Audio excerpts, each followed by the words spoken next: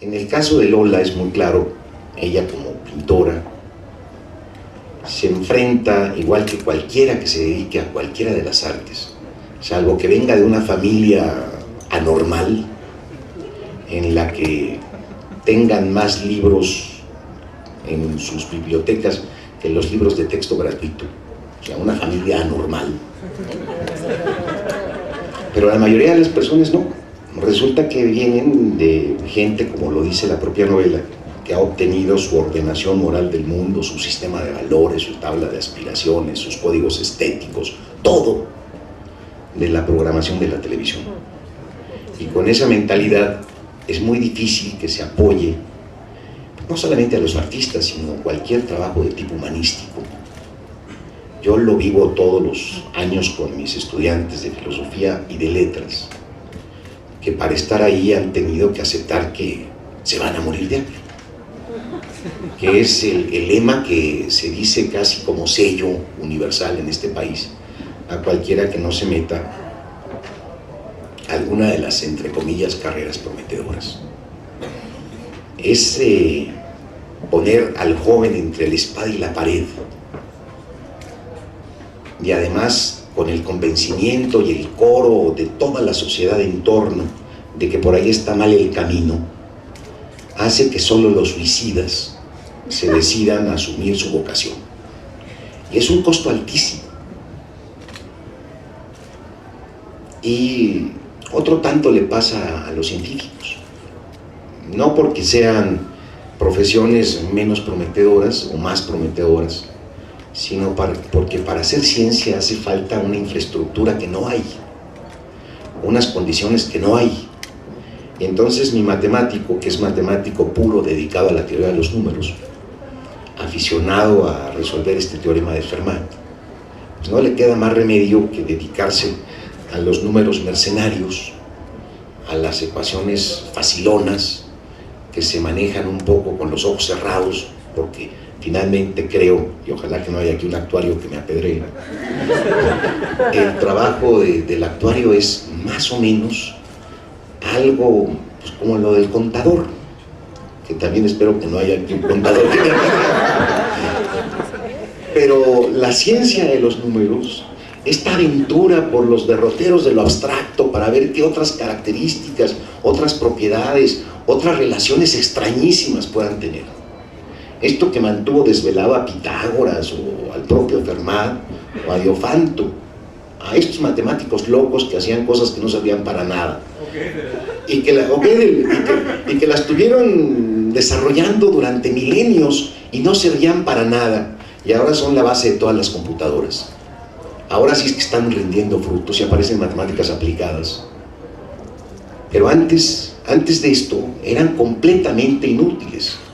Era levantar edificios formales, arquitecturas perfectas, pero que no servirían para nada, ni siquiera para comunicarse con otros, porque solamente entre ellos y entre muy pocos lograban descifrar qué querían decir. Hay pues dificultades que están planteadas aquí, porque no solamente creo que el amor por la propia condición humana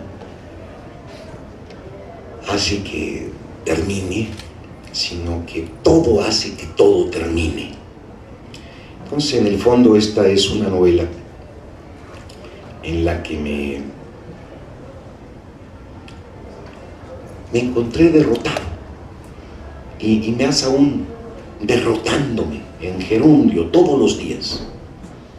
Comprender mis limitaciones, mi frustración, mis impedimentos, comprender el lastre que para mí ha representado el haber nacido en México, el haber nacido en una familia clase mediera, el haber sido hijo casi de madre soltera. Todo esto que es algo que impide que uno salga más allá, lo retaqué en esta novela. Además de una serie de vivencias personales que están por aquí y por allá dosificadas y que quedan como jirones de lo que ha sido mi vida. Entonces, por eso me parece bien que digan en la Cuarta de Foros que es la mejor de mis novelas.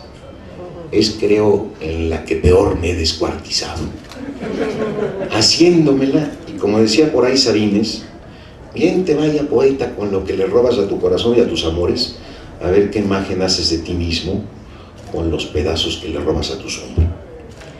Ahí está, pues, el futuro no será de nadie. Y una última cosa. La novela empieza con personajes epopélicos que tienen una altura gigantesca, como puede ser, digo la novela, pero estoy pensando bien en la poesía homérica. Empieza con personajes epopélicos. La vida del personaje hace que, según sea su suerte, será la suerte de todo su pueblo. Odiseo se lleva a todos los itacenses a la aventura de Troya, regresa solo, se murieron todos, y cuando regresa, los hijos de sus amigos con los que se fue a guerrear son los pretendientes de Penélope y los mata a todos.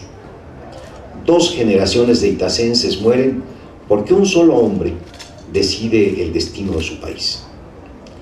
Igual pasa con Edipo. Los amoríos que tiene se vuelven la tragedia de Tebas. No es simplemente lo que hace un hombre y a él le trae consecuencias, sino lo que hace un hombre e involucra a todos los demás. Desde ese momento, pues, en que los personajes son gigantescos por el impacto que tienen, el personaje epopélico, se va como degradando el tamaño del personaje hasta momentos en los que se cuenta la vida cotidiana de una mujer cotidiana que tiene una vida cotidiana y está escrita de una forma excepcional. Me refiero a Madame Bovary, una mujer que tiene un par de amantes, cosa nada sobresaliente, y lo que es su vida repercute en el pequeño radio en el cual se mueve. Su esposo y su hija que están enferma y a lo mejor el abonero que se quedó sin cobrar la última mensualidad porque ya se suicida con arsénico.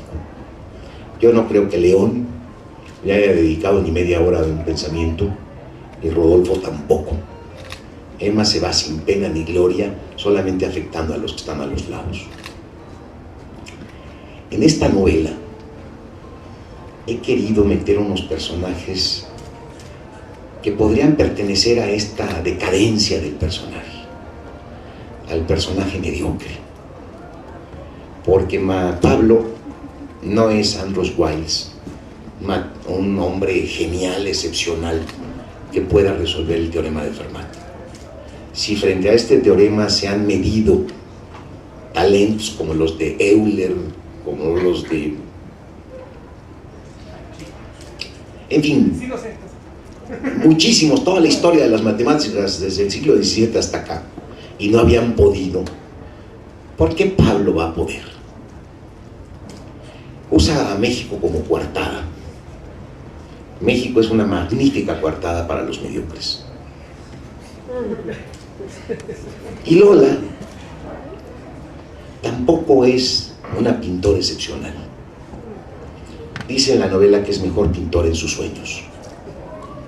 También México le sirve de coartada. Esta novela quiero que sea la novela de todos nosotros.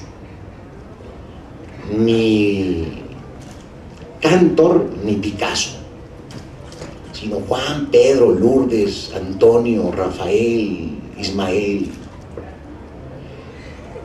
Esos que, si actualmente somos 7,000 millones de seres humanos y no somos más que una 20ª parte de lo que ha sido la humanidad, o sea, multipliquen por 20 estos 7,000 que somos actualmente y es toda la humanidad hasta hoy.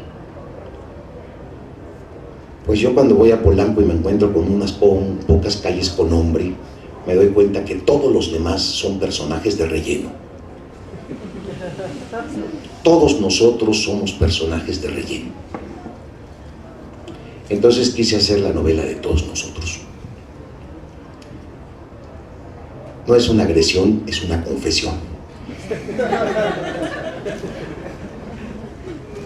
Les agradezco muchísimo, pues, que me hayan escuchado, y quería platicar con ustedes de esto, no de lo que ando diciendo por ahí para hacerle una campaña mercadotécnica a la novela, sino realmente como no los veo, y supongo que son mis amigos, confesar lo que me propuse y lo que metí aquí. Muchas gracias.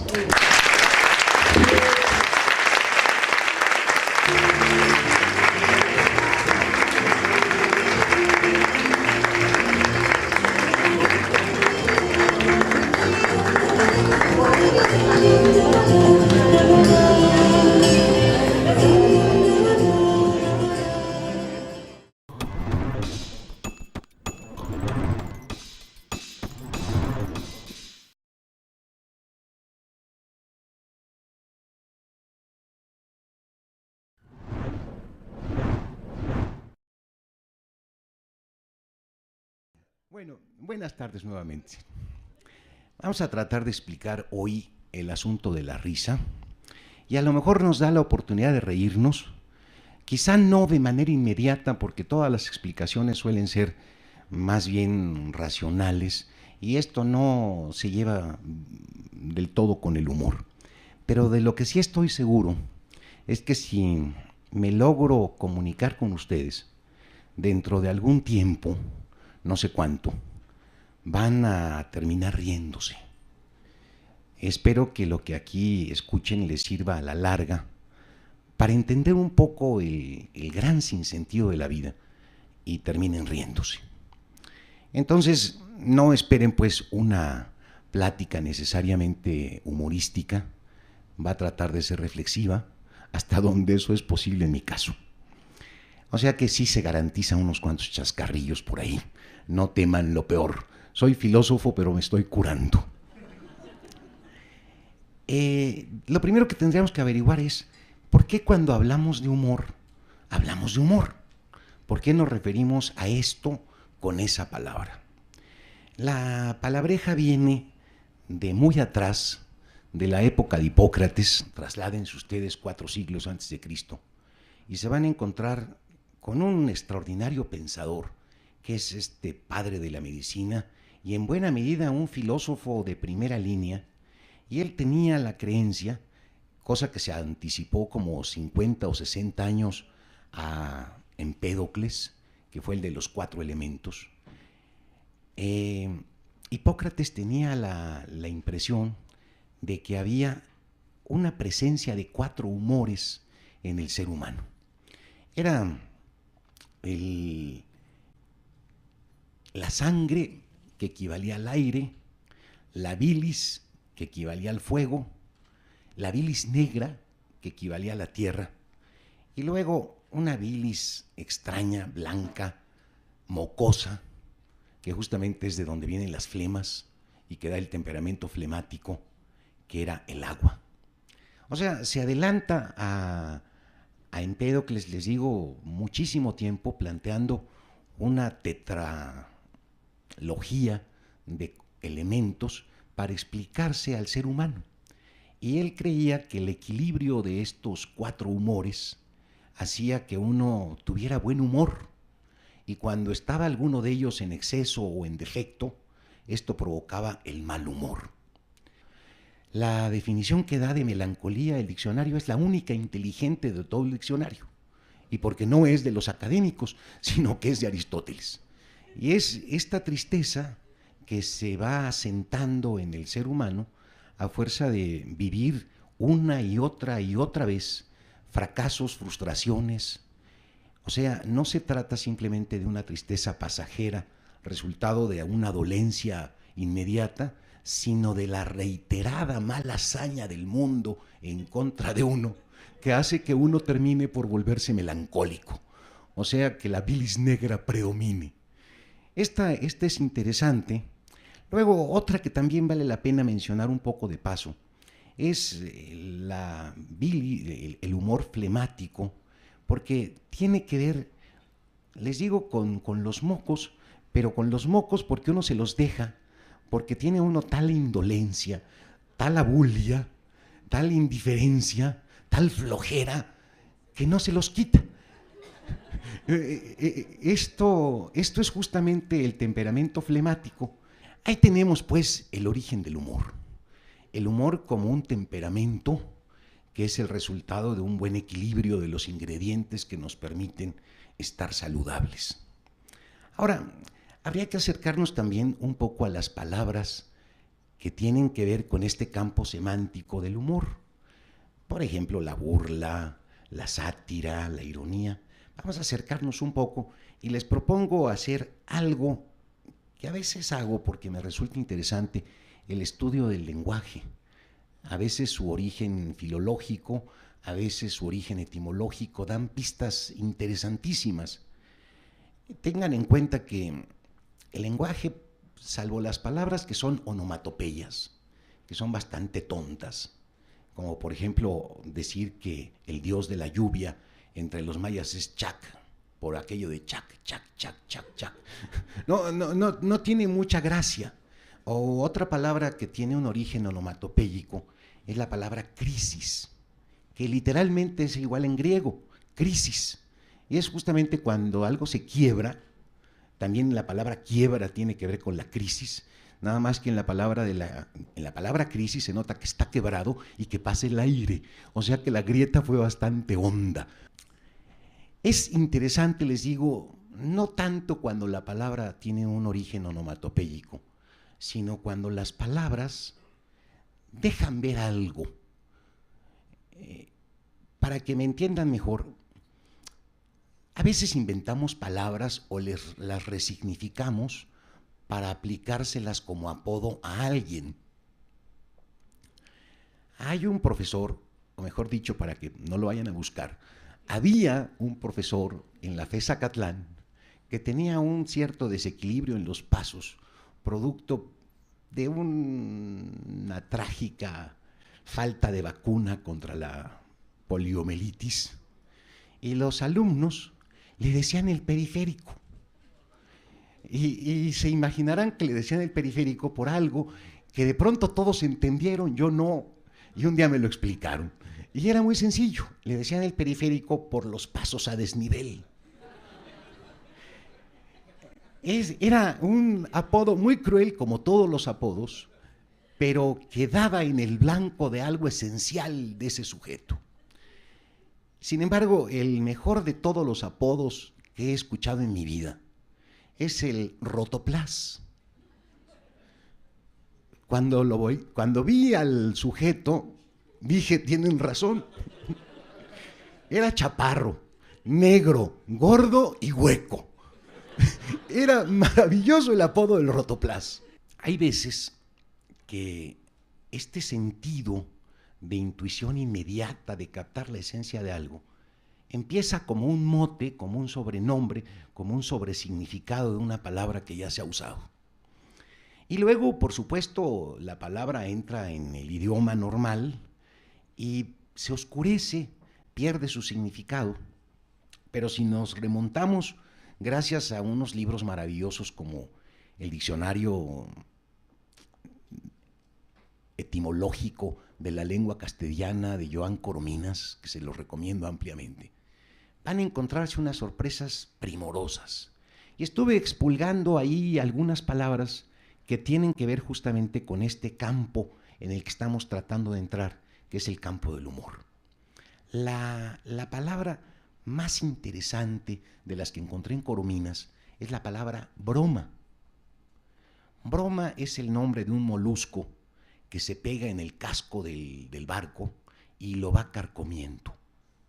Y entonces, por extensión, toda la podredumbre que se pega en el casco del barco, y por eso hay que desembromarlos para que no se hundan, para que no se les hagan hoyos, se llaman broma. Esta es la acepción original. Es curioso que esa palabra haya brincado para referirse a las chanzas que nos hacemos unos a otros. Ay, hombre, si es solo una broma. Todas las bromas son pesadas, justamente por eso hunden, y todas las bromas tienen el propósito verdaderamente fulminarnos. No hay ninguna broma inocente. Cuando uno entiende que la palabra broma significa ese molusco que carcome y que pesa, y que hace que hasta los barcos se hundan, entiende uno un poco mejor el significado de la broma. Bueno, Vamos a ver algunas. Burla. Es, como todos saben, la acción, el ademán o la palabra con la que se procura poner en ridículo a alguien o a algo. Eso dice el tonto diccionario de la Real Academia de la Lengua, que no me canso de denunciar, porque como una vez tuve el mal gusto de leérmelo como novela.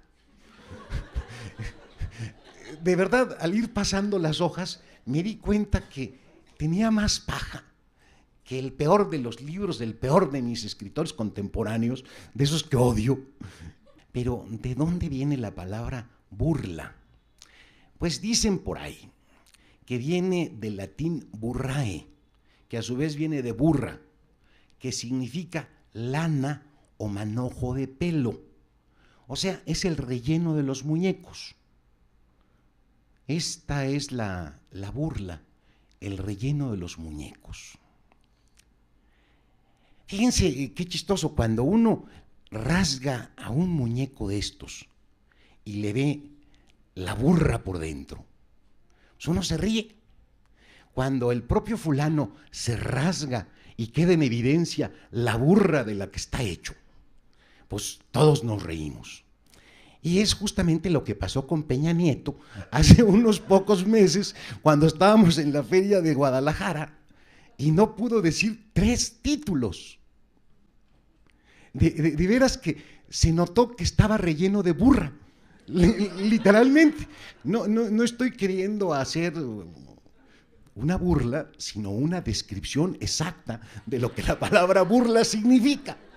Conste, hay otra palabra bonita, es la palabra ironía.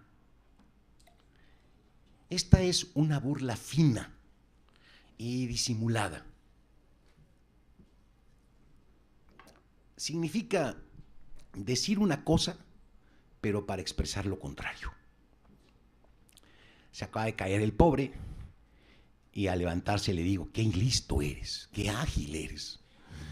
Evidentemente lo que le quiero decir es lo contrario de lo que le estoy diciendo. Esta palabra de ironía viene del griego eironeia, que significa disimulo, que es algo así como preguntar fingiendo ignorancia, como lo hacía Sócrates. Es una forma disimulada de decir lo contrario. Y esta palabreja que les acabo de decir en griego, eironeia, literalmente viene de eironía, que significa simplemente decir. Al decir, ya por eso mismo, porque estamos diciendo, somos irónicos. No sé si siempre que decimos algo, primero, nunca nos consta nada al 100%. Nunca sabemos nada al 100%. Nunca al 100% nada de nada. Pero decimos tantas cosas. ¿No será todo nuestro hablar irónico? La palabra sarcasmo también es muy chistosa. Esto es una burla fuerte, penetrante, que penetra hasta la carne. Porque justamente sarcasmo viene del verbo griego sarcasmos, que significa carne rasgada. Y fíjense la diferencia. Mientras que la ironía es una burla disfrazada, el sarcasmo es mucho más evidente.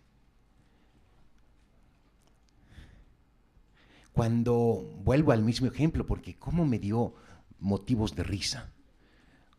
Cuando ya saben quién, el futuro innombrable, dentro de 3 o 4 sexenios será el futuro innombrable, lo puedo garantizar. Decía, soplen el título. Le gritaron Pinocho.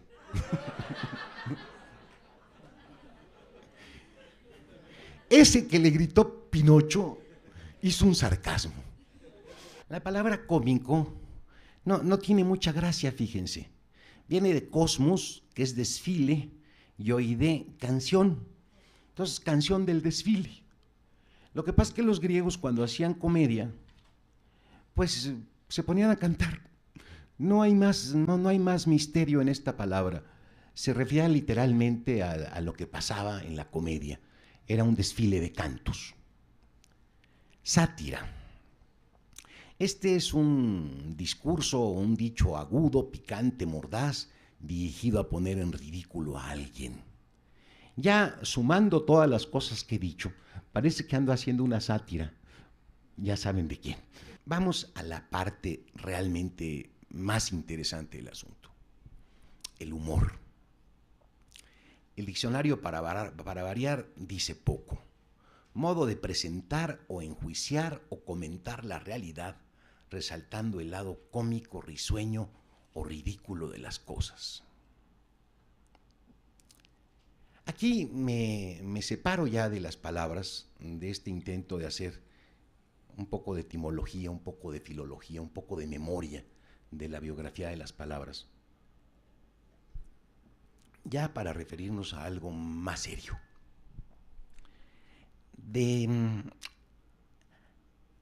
algunas propuestas a propósito del humor, me he encontrado en la filosofía del pesimismo, la estética del pesimismo, perdón, de Schopenhauer, una definición del humor que me parece extraordinaria.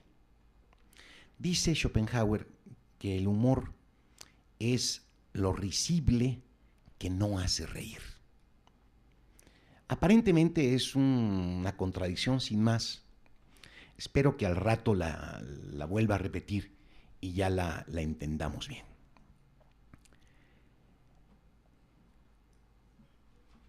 Les cuento una historia que seguramente todos conocen.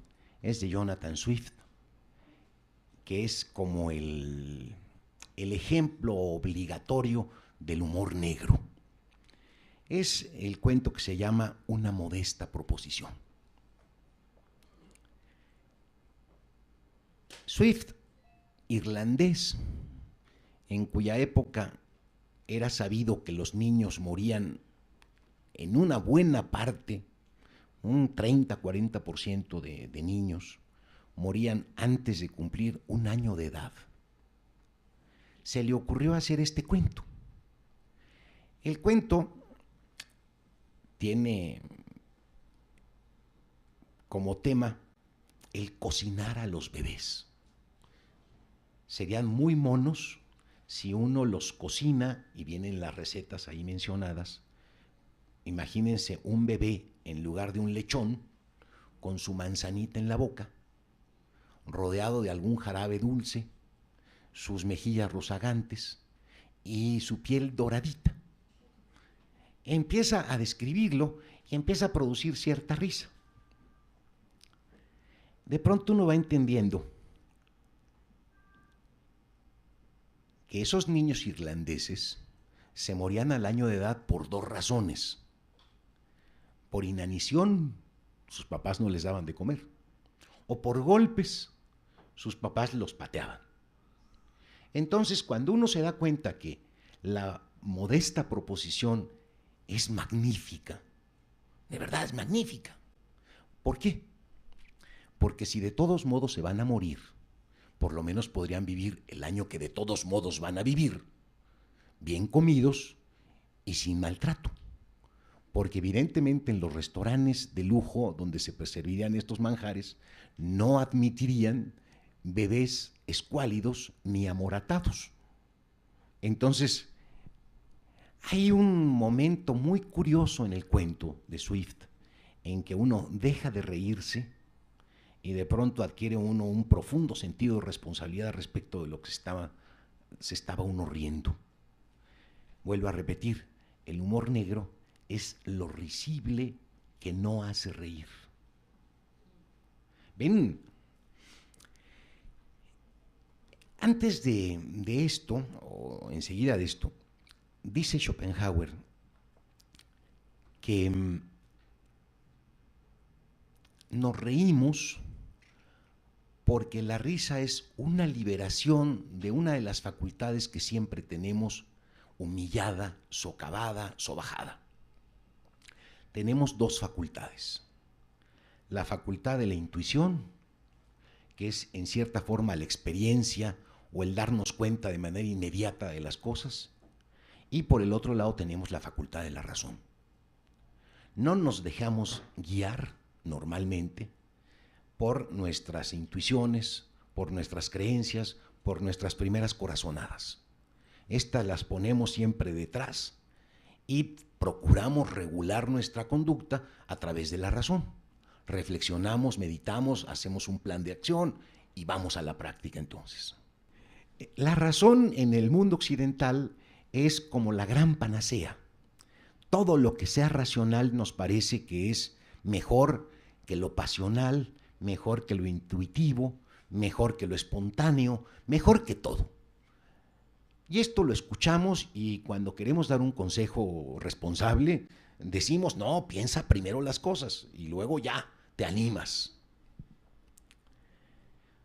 Cuando somos capaces de mostrar que la razón está equivocada y nos lo dice la intuición, entonces sentimos ganas de reírnos. Schopenhauer pone un chiste muy malo, pero muy claro, y uno muy bueno, pero oscuro. Les voy a contar primero el muy malo, pero claro. ¿Qué más gigante en el mundo de la razón que la geometría? Pues nada. La geometría es lo máximo de lo máximo, es el modo en que la razón se genera a sí misma. Pues según la geometría, una tangente es una línea que cruza en un punto a la circunferencia. Esto lo sabemos todos. Schopenhauer dice que se muere de la risa cuando pinta en su cuaderno un círculo con una tangente, porque se da cuenta que no lo toca en un solo punto, sino que está anchota la raya. Qué bueno que ustedes sí se ríen, por lo visto tienen un humor alemán. A mí este chiste, la verdad, entiendo que la razón fracasa ante la intuición. Me parece espectacular el ejemplo porque me lo ilumina, me ilumina el concepto. Pero fíjense este otro chiste que también cuenta Schopenhauer ahí. Estaba él una vez en un concierto, había un programa, estaban ejecutando una melodía y de pronto voltearon los espectadores y se dieron cuenta que estaba sentado entre el público la prima donna del canto. Y empezaron a aplaudirle, interrumpiendo la ejecución. Y se empeñaron en que la prima donna pasara al frente y cantara a capelo una melodía para ellos. El empresario era muy necio y en lugar de aprovechar populistamente la petición del vulgo, dijo que no. Entonces el teatro empezó a tronar porque querían que pasara la diva y el empresario no quería. Ya estaban a punto de arrancar las butacas cuando tuvo una feliz ocurrencia el empresario. Le pidió al policía de la entrada que se parara en el escenario y le dijera al público lo siguiente: la prima donna no puede cantar en este escenario porque no está en el programa. Entonces alguien gritó: ¿y tú estás en el programa? El chiste me parece maravilloso porque el auditorio entero estalló en una carcajada. ¿Qué es lo que pasa ahí? Pues pasa que el policía, con su autoridad, presenta el programa como si fuera la ley. Y de pronto alguien le muestra la contradicción en la que está y vemos al que normalmente nos oprime, nos reprime, caerse. Eso es lo que produce la risa según Schopenhauer. La risa es el resultado de una liberación de algo que siempre tenemos dominado, sobajado por una autoridad. Por eso nos podemos reír con tanto gusto de los políticos y salvo los muy perversos se ríen de las pobres viejitas que se caen, aunque también son simpáticas. Como todos tienen una abuela a la que odian, o alguna vez estuvieron en peligro frente a un adulto mayor, lo ven caerse y da gusto, hay una cierta alegría. ¿Por qué nos reímos? Nos reímos porque la razón exige explicaciones paso a paso. Y gracias a la intuición, a esta inteligencia que tienen, no todos porque por acá no se ríen, pero más o menos todos pues, se brincaron todos los pasos de la explicación. O sea que es más veloz la intuición que la razón. Es superior la intuición que la razón. Y eso es lo que me provoca esta alegría, porque me siento por fin desatado de esto que me sojuzga todo el tiempo, que es que tengo que pensar si me animo o no. Me voy explicando.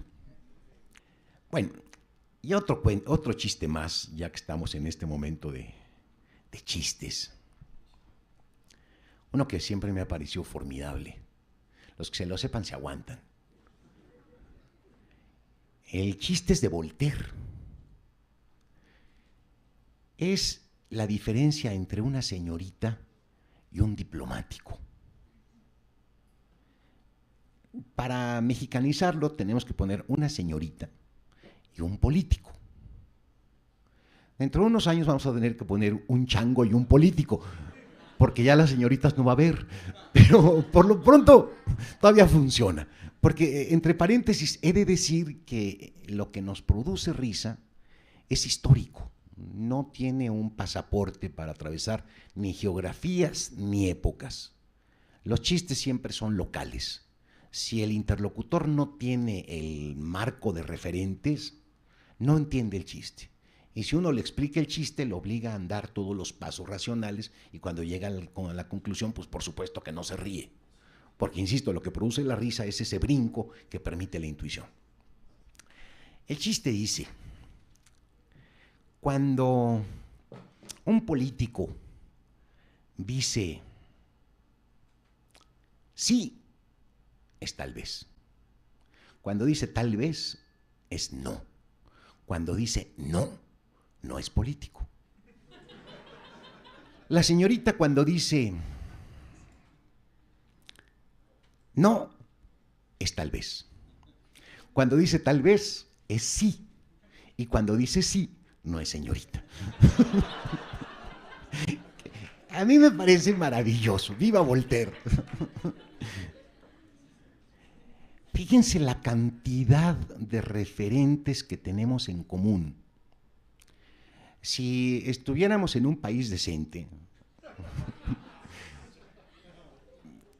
no habría podido poner el chiste del político.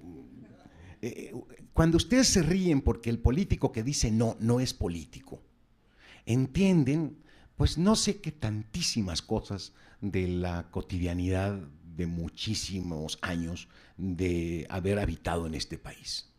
No hay ningún político, de verdad, que en algún momento sea capaz de enfrentar con un no tajante. Siempre se les sale, se van por el lado, uno lo reconoce. Cuando se avienta en esta concatenación que les acabo de hacer, la esencia del político, y la intuyen, la ven inmediatamente sin ninguna argumentación, se produce la risa. Con lo de la señorita, pues es todavía más evidente. Volvemos al punto entonces. ¿De qué se vale el humor negro? Si es verdad la definición de Schopenhauer, que dice que es lo risible que no hace reír. Pues se vale de todo aquello de lo que se vale la comedia.